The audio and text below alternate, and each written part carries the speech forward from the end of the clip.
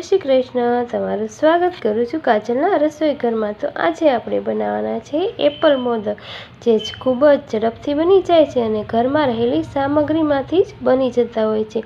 તો આજે આપણે એવા જ એપલ મોદક બનાવવાના છીએ। તો વિડીયોને એન્ડ સુધી જોજો અને જો ચેનલમાં નવા હોય તો મારી ચેનલને સબસ્ક્રાઈબ કરી લેજો અને બાજુમાં રહેલું બેલ આઇકન દબાવવાનું ભૂલતા નહીં। તો ચાલો આપણે બનાવી લઈએ એપલ મોદક। એપલ મોદક બનાવવા માટે એક કડાઈમાં આપણે 2 ચમચી જેટલું ઘી લીધું છે। હવે ગેસને શરૂ કરીશું। આપણું ઘી થોડું ગરમ થાય પછી આપણે તેમાં ચણાનો લોટ ઉમેરી દેવાનો છે। એને સારી રીતે આપણે શેકી લેવાનું છે।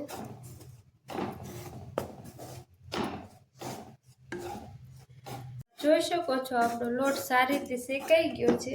હવે આપણે તેમાં એલચી ઉમેરીશું, એલચીનો ભૂકો ઉમેરીશું। સ્વાદ અનુસાર આપણે દળેલી ખાંડ ઉમેરીશું એમાં।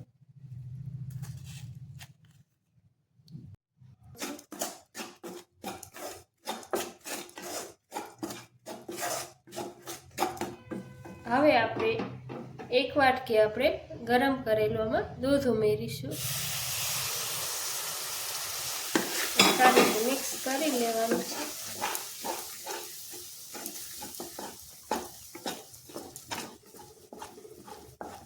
ઘટ થાય હવે આવી રીતે આ મિશ્રણમાંથી આપણે લાડુડી વાળી લેવાની છે।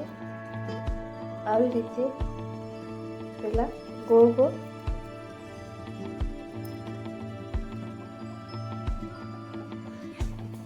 આપ જોઈ શકો છો। પહેલા આવી રીતે લાડુ વાળી લેવાનો છે, પછી આવી રીતે આપણે એપલનો શેપ આપી દેવાનો છે। આવી રીતે ટચ કરશો એટલે આપણો એપલનો શેપ આવી જશે। આપ જોઈ શકો છો। ઉપર થોડો યલો ફૂડ કલર કરીશું।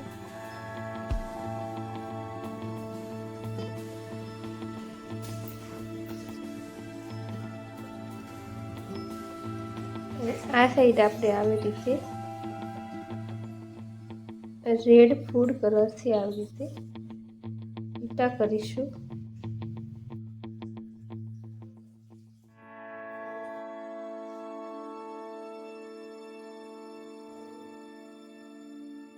આપ જોઈ શકો છો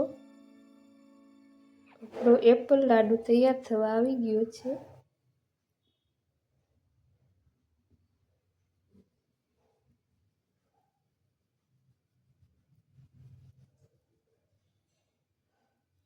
આપ જોઈ શકો છો આપણો એપલ લાડુ તૈયાર થઈ ગયો છે। હવે આપણે તેમાં આવી રીતે લવિંગ મૂકીશું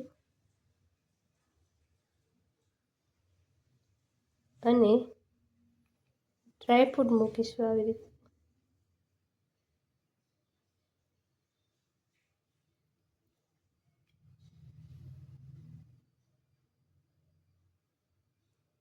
તો આપ જોઈ શકો છો આપણો એપલનો લાડુ બનીને તૈયાર। આપ જોઈ શકો છો આપણો એપલનો લાડુ તૈયાર થઈ ગયો છે। એપલનો મોદક તૈયાર થઈ ગયો છે। આવી રીતે બધા મોદક બનાવી લેવાના છે।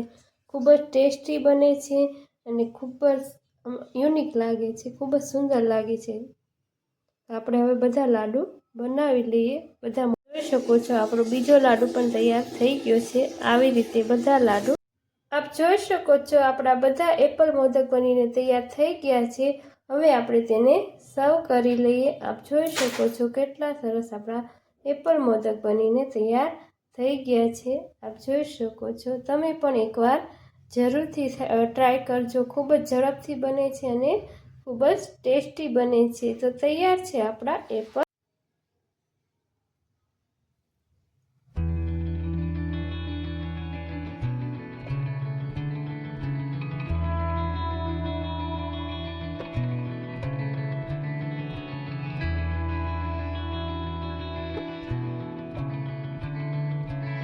તો તૈયાર છે આપણા એપલ મોદક। આપ જોઈ શકો છો કેટલા સરસ આપણા એપલ મોદક બનીને તૈયાર થઈ ગયા છે। તમે પણ એકવાર જરૂરથી ટ્રાય કરજો। જો તમને મારી રેસીપી ગમતી હોય તો મારી ચેનલને લાઈક કરજો, શેર કરજો અને મારી ચેનલને સબસ્ક્રાઈબ કરવાનું ભૂલતા નહીં. હવે ફરી મળીશું એક નવી જ રેસીપી સાથે. ત્યાં સુધી આવજો. Thanks for watching.